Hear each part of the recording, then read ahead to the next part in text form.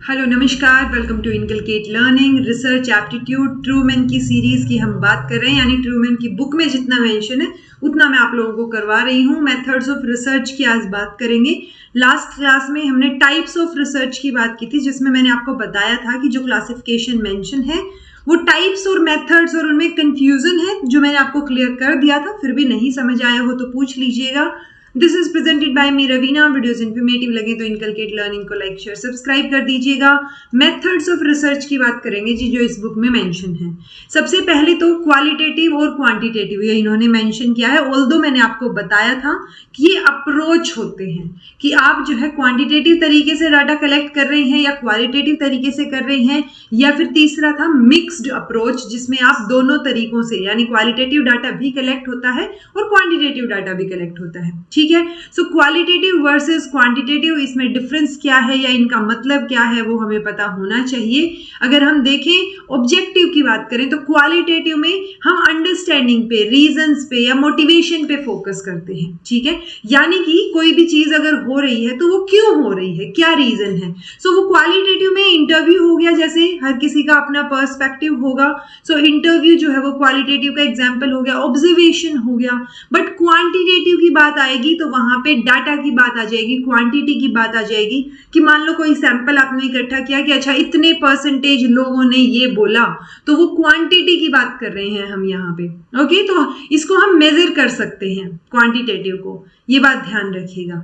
Sometimes followed by qualitative research which is used to explore some findings further. कई बार होता है जो मैंने बोला ना mixed approach. So mixed approach में क्या होगा, क्वांटिटेटिव प्लस क्वालिटेटिव दोनों तरीकों से डाटा कलेक्ट करेंगे ताकि हम एक्सप्लोर भी कर पाए और हमारे पास डाटा भी हो, दोनों चीजें। ओके, अगर क्वालिटेटिव की बात करें तो सैंपल जो है वो इसमें स्मॉल होता है, यानी सबको रिप्रेजेंट नहीं कर पाता। ये ऐसा नहीं होगा कि अगर हम इंटरव्यू मेथड अपना रहे हैं तो मैं 4000 लोगों का 5000 लोगों का इंटरव्यू लूं, ऐसा पॉसिबल नहीं है। लेकिन मैं 4-5 हजार लोगों से फिर भी हिम्मत करके बिल्कुल जो है पूरा मतलब होता है ना जोर लगा के कि आप बहुत काम कर रहे हो और आपने डाटा कलेक्ट किया है 4-5 हजार लोगों का, तो वो फिर भी बड़ी बात है और वो हम कर लेंगे। तो यहाँ पे सैंपल साइज लार्ज रहेगा और यहाँ पे जो क्वालिटेटिव है वहां पे सैंपल साइज क्या रहेगा जी, स्मॉल रहेगा।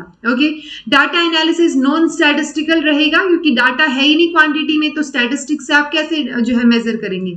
यहाँ पे स्टैटिस्टिकल रहेगा जिसमें आप टेबुलर फॉर्म में डाटा को कर सकते हैं, टेस्ट लगा सकते हैं अलग अलग तरीके के, जो हम स्टैट की बात करते हैं। ओके, सो एक तरीके से कंक्लूसिव और डिस्क्रिप्टिव रिजल्ट्स जो है वो हमें फर्दर देखने को मिलेंगे। इसमें एग्जांपल क्या रहेगा, जैसे आपने इंटरव्यू ले लिया, ग्रुप डिस्कशन करवा लिया जिसमें आप ऑब्जर्व कर रहे हैं, फोकस ग्रुप को ऑब्जर्व कर लिया, ये चीजें होंगी। यहाँ पे सर्वे होंगे, साइमुलेशंस होंगी। सो बेसिकली सर्वे मेथड, क्वेश्चनएयर, वही जो है वो क्वांटिटेटिव रिसर्च में रहेगा। ठीक है जी, सो ये दो अप्रोच हो गई, क्वांटिटेटिव क्वालिटेटिव। फर्दर इन्होंने 2-3 जो मेथड्स हैं, एक्सपेरिमेंटल, डिस्क्रिप्टिव और हिस्टोरिकल, ये 3 मेथड्स इन्होंने एक्सप्लेन कर रखे हैं थोड़े थोड़े।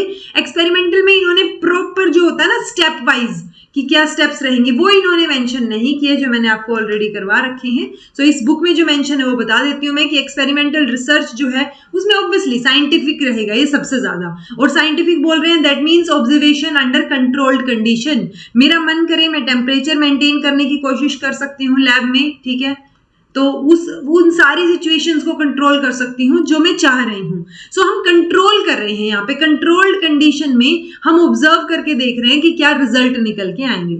सो अच्छा किसी ने पूछा था रिसर्च डिजाइन क्या होता है। भाई जैसे सूट पे डिजाइन नहीं होता पर्टिकुलर, या कोई भी डिजाइन लगा लीजिए, आपने ड्रेस पहन रखी है उसका कोई डिजाइन लगा लीजिए, तो डिजाइन का क्या, या फिर ये होता ना घर का डिजाइन लगा लीजिए। वैसे ही जब आप कोई भी काम करते हैं तो पर्टिकुलरली एक प्रोसेस के थ्रू एक प्रॉपर डिजाइन तो बनाते हैं ना, वही है जब आप रिसर्च करते टाइम, मान लो मुझे एक्सपेरिमेंटल रिसर्च करनी है तो उसके लिए मैं प्रॉपर प्रोसेसेस और एक आर्किटेक्चर या एक वो होता है ना पूरा का पूरा प्रोसेस कि मैं पहले लिटरेचर रिव्यू करूंगी, फिर मैं ये करूंगी, फिर ये करना है, ये करना है, तो वो जो मैंने पूरा का पूरा लिख लिया है, जैसे घर बनाने से पहले आर्किटेक्ट आपको नक्शा बना के देता है, तो ये डिजाइन जो होगा वो रिसर्च करने के लिए एक नक्शा होगा आपके लिए, उसको फिर हम रिसर्च डिजाइन बोल देते हैं। अब experimental research design, descriptive research design, historical research design कोई भी हो सकता है। ओके, जिस भी तरीके से आप जो है क्या करना चाह रहे हो, उस मेथड के थ्रू आप डाटा कलेक्ट करना चाह रहे हो या उस मेथड के थ्रू रिसर्च करना चाह रही हूँ।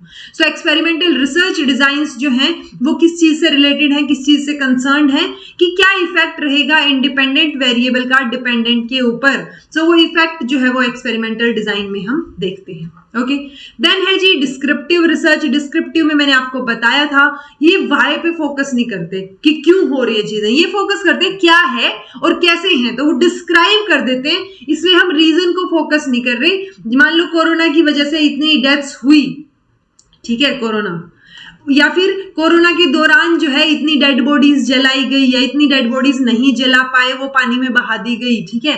सो वो चीजें क्या है, क्यों बहा दी गई, क्या चीजें हुई, वो नहीं फोकस कर रहे हैं हम सिर्फ व्हाट पे फोकस कर रहे हैं, क्या क्या हुआ वो आपने डिस्क्राइब कर दिया। मान लो आप कहीं बाहर जाते हैं ना, फैमिली फंक्शन में आपकी मम्मी नहीं गई, आप गए हैं, तो मम्मी को आके बताते हैं ना क्या क्या हुआ।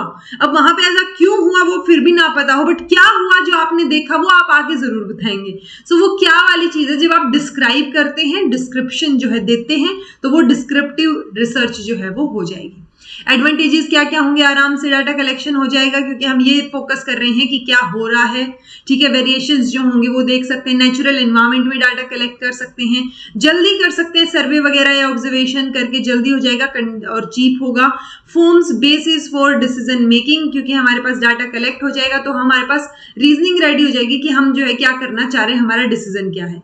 कई बार डिसएडवांटेजेस में एक तो कॉन्फिडेंशियलिटी आ जाती है जी, कि वो डाटा कॉन्फिडेंशियल है भी या नहीं है। हेलो इफेक्ट आ जाता है। हेलो इफेक्ट 11th-12th की एनसीईआरटी के दौरान मैंने पढ़ाया हुआ है, बट स्टिल आप मुझे बताइएगा हेलो इफेक्ट क्या होता है। थोड़ा सा हिंट में देती हूँ कि किसी और की वजह से आपके किसी डिसीजन पे इन्फ्लुएंस होना, ओके, तो वो हेलो इफेक्ट हो जाएगा। सैंपल्स जो है वो रिप्रेजेंटेटिव नहीं है, आप कितने लोगों का सैंपल ले रहे हैं, क्या कर रहे हैं, तो वो एक पर्टिकुलर तरीके से पूरी की पूरी पॉपुलेशन को रिप्रेजेंट नहीं करते।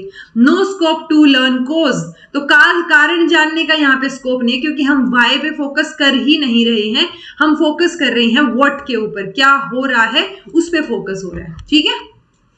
हिस्टोरिकल मेथड रिसर्च, तो इसके अंदर क्या रहेगा जी, हम हिस्ट्री में जो चीजें हुई हैं, जो इवेंट्स पहले हो चुके हैं पास्ट में, उनके बारे में डिस्कस करना चाहते हैं, उनको वेरीफाई करना चाहते हैं एक तरीके से। इसमें एक स्टेप में जाके आता है जी क्रिटिसिज्म, हिस्टोरिकल क्रिटिसिज्म, जिससे क्वेश्चन आ जाता है, जो इस बुक में मेंशन नहीं कर रखा, तो मुझे थोड़ा सा अजीब लगा कि इससे अब तो क्वेश्चन आया भी हुआ है। तो ये कॉन्सेप्ट जो है हिस्टोरिकल क्रिटिसिज्म का, जिसमें दो होते हैं, एक इंटरनल क्रिटिसिज्म और एक एक्सटर्नल क्रिटिसिज्म। मैंने आपको मैराथन के दौरान भी बताया था, आई होप आपको ये पता हो, अगर नहीं पता तो मुझे सर्च करके या मैराथन देख के बताइएगा कि हिस्टोरिकल क्रिटिसिज्म में इंटरनल या एक्सटर्नल क्रिटिसिज्म क्या होता है।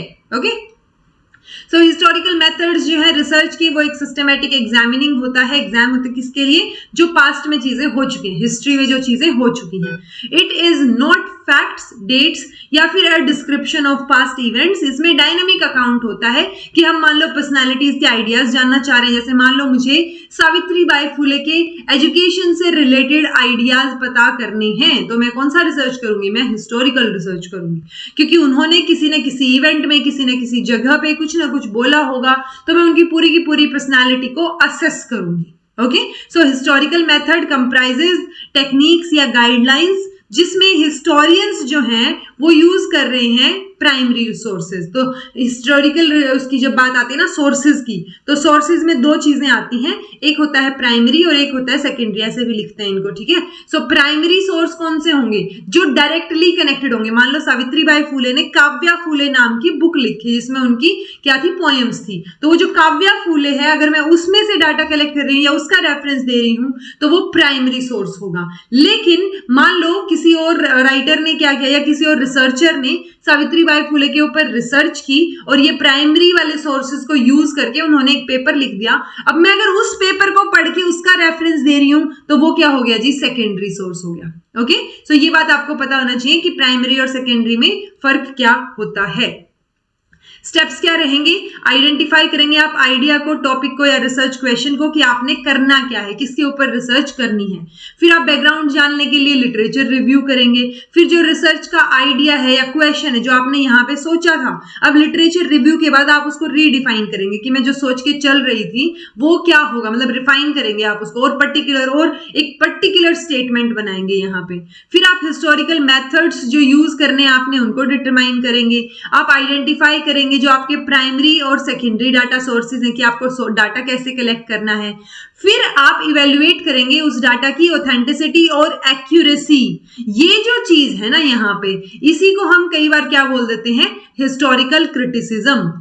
तो ये वर्ड आपको पता होना चाहिए कि हिस्टोरिकल क्रिटिसिज्म, और उसमें भी हम ऑथेंटिसिटी, एक्यूरेसी, जेन्युइननेस जब चेक करते हैं तो वो इंटरनल और एक्सटर्नल दो टाइप में डिवाइड हो जाता है। Okay, analyse the data, date लिख रखा है एंड डाटा आएगा, and develop a narrative exposition of the finding. फिर आप उसको एनालाइज करेंगे और अपना जो है कंक्लूजन या पूरा का पूरा पेपर अपना लिख के देंगे। तो ये पर्टिकुलर स्टेप्स होंगे।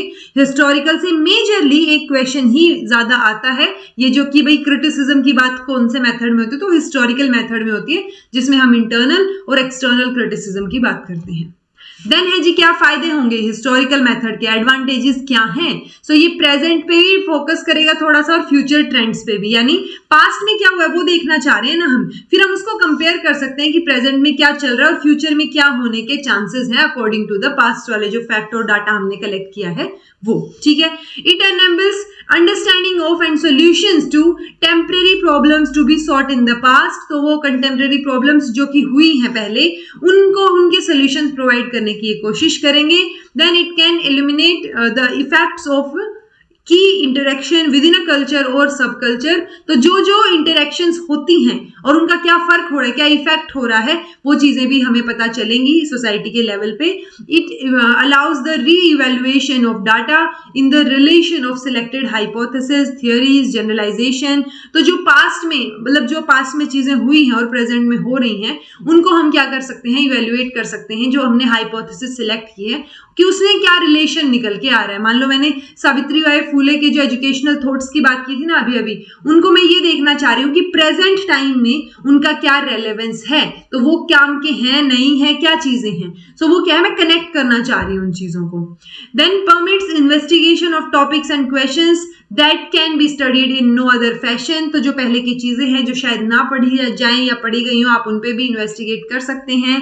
Can make use of more categories of evidences than more than other methods. तो इसमें और भी मेथड्स यूज किए जा सकते हैं, जैसे केस स्टडीज या फिर ethnography, exception of the cases. So इसमें ज्यादा कैटेगरीज जो है आप एविडेंस कलेक्ट करने के लिए यूज कर सकते हैं, बट एथनोग्राफिक स्टडी या केस स्टडी नहीं कर पाएंगे आप, क्योंकि एथनोग्राफिक स्टडीज में क्या होता है, आप जहां पे मान लो मुझे किसी कबीले के कल्चर के बारे में जानना है, तो मैं उस कबीले में जाके रहूं कुछ टाइम, वो क्या हुआ एथनोग्राफिक। केस स्टडी क्या हुआ, पर्टिकुलरली उस केस के बारे में जानना, उससे रिलेटेड लोगों से मिलना।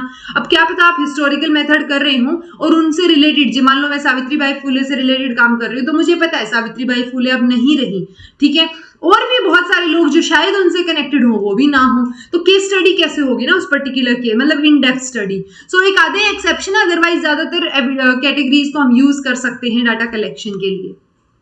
डिसएडवांटेजेस क्या होगा, can't control for threats to internal validity. अब इन्होंने वैलिडिटी की बात की बट बहुत ज्यादा एक्सप्लेन नहीं कर रखा कि वैलिडिटी के जो टाइप्स जो मैंने आप लोगों को करवाए थे।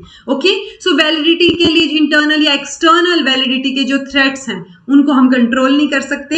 लिमिटेशंस जो हैं वो कंटेंट एनालिसिस की वजह से कुछ ना कुछ रहेंगी। रिसर्चर्स जो है can't ensure representation of the sample particularly, क्योंकि आप पहले का डाटा ले रहे हैं। बायसनेस आ सकती है आप जब हिस्टोरिकल सोर्सेज को इंटरप्रेट करें, क्योंकि आप अपने हिसाब से इंटरप्रेट करेंगे और इंटरप्रेट करने में आपका टाइम भी जाएगा, तो it will be time consuming. Sources of historical materials में बी प्रॉब्लमेटिक। सो जो भी सोर्स आप ले रहे हैं वो प्रॉब्लमेटिक भी हो सकते हैं कि वो एग्जैक्टली सही है या किसी ने मॉडिफाई कर दिए हैं, तो वो डाटा के ऊपर कई बार जो है वो डाउट हो जाता है। ठीक है जी, तो ये थे तीनों के तीनों जो आपकी बुक में मेंशन है, हिस्टोरिकल, एक्सपेरिमेंटल और क्या है हमारा डिस्क्रिप्टिव रिसर्च, और जिसमें क्वांटिटेटिव एंड क्वालिटेटिव अप्रोच की भी इन्होंने बात की, ऑल्दो ये मेथड्स ऑफ रिसर्च की हेडिंग के अंडर इन्होंने बात की। बट आपको ध्यान रखना है कि जब टाइप्स ऑफ रिसर्च की बात हो रही है तब क्या होगा, बेसिक या फंडामेंटल रिसर्च पहला, दूसरा रहेगा अप्लाइड रिसर्च, और थर्ड हम बात कर लेते हैं एक्शन रिसर्च की, जो मैं नेक्स्ट क्लास में आपको करवाऊंगी। ओके, जब आप अप्रोच की बात करेंगे कि अप्रोच क्या होगा किसी भी रिसर्च को करने का, तब आ जाएंगे क्वालिटेटिव और क्वांटिटेटिव, और जब मेथड्स की बात होगी सो डिस्क्रिप्टिव, एक्सपेरिमेंटल और हिस्टोरिकल। डिस्क्रिप्टिव में फर्दर भी होते हैं, जैसे वो होता है ना लॉन्ग टर्म, वो लॉन्गिट्यूडनल, ठीक है, लॉन्गिट्यूडनल डाटा कलेक्शन, सो वो अलग अलग टाइप की रिसर्च हो सकते हैं जिसमें आप कई बार एक से बार ज्यादा बार डाटा कलेक्ट करते हो, कई बार सिर्फ एक ही बार जो है आप सब्जेक्ट से मिलते हो, सो वो कई एस्पेक्ट्स हो सकते हैं जो डिटेल में मैंने आपको करवा रखे हैं क्लासेस में। अगर आपने नहीं देखा है तो देखिएगा, सारी प्लेलिस्ट बनी हुई है। बहुत सारे स्टूडेंट्स बोलते हैं मैराथन की प्लेलिस्ट बना दो, अरे देखिए तो बनी हुई है ऑलरेडी। हाँ, वो थोड़ी सी नीचे हो सकती है, आपको सर्च करनी पड़ सकती है, या फिर आप नॉर्मली डाल लीजिए ना कि पेपर 1 मैराथन या फिर जो भी आगे इनकलकेट लर्निंग डाल के सर्च कीजिए, हो जाएंगी चीजें। Okay, so this was all about today. Thank you so much for watching. Be happy, keep smiling, subscribe to inculcate learning because it is absolutely free, and be consistent in your studies.